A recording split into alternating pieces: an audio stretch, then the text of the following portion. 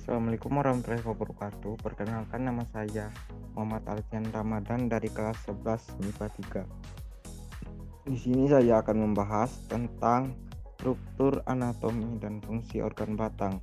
Adapun pokok pembahasan, yang pertama yaitu definisi batang, yang kedua jaringan penyusun organ batang, yang ketiga perbedaan batang dikotil dan monokotil, dan yang keempat kesimpulan.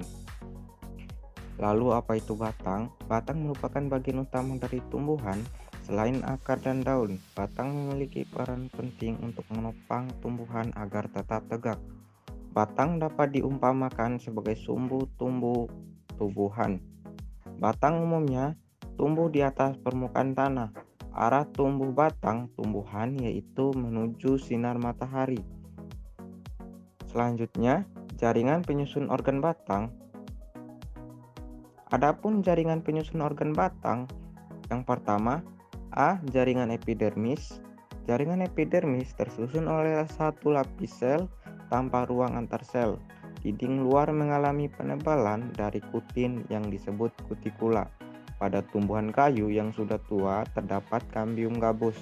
Epidermis berfungsi dalam kekeringan yaitu sebagai pelindung. B. Jaringan endodermis. Lapisan paling dalam korteks akar dengan sel-sel tebal dilapisi pita Kaspari yang membatasi korteks dan stele. Fungsinya adalah sebagai pembatas selektif yang mengatur masuknya bahan-bahan dari larutan tanah ke dalam jaringan pembuluh di dalam stele. C. Korteks. Korteks terletak di bagian yang lebih dalam setelah jaringan epidermis. Fungsinya pada beberapa tumbuhan yaitu sebagai tempat cadangan makanan disimpan. D. Stele atau silinder pusat. Stele atau silinder pusat terletak di bagian terdalam pada batang. Stele berfungsi untuk alat mengangkut air dan mineral ke seluruh anatomi tumbuhan yang terdiri atas periskel, sel parenkim, dan berkas pengangkut. Selanjutnya, perbedaan struktur anatomi batang dikotil dan monokotil. Adapun perbedaan struktur anatomi batang dikotil dan monokotil, yang pertama yaitu endodermis. Pada batang dikotil terlihat sebagai lapisan sel kompak yang bergelombang, sedangkan di monokotil tidak tampak.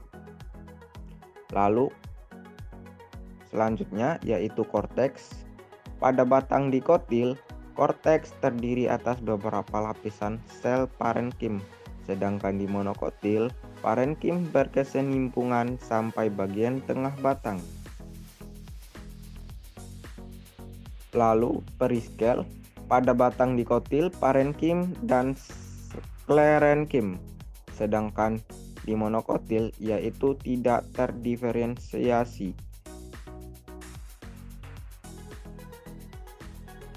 Selanjutnya yaitu empulur.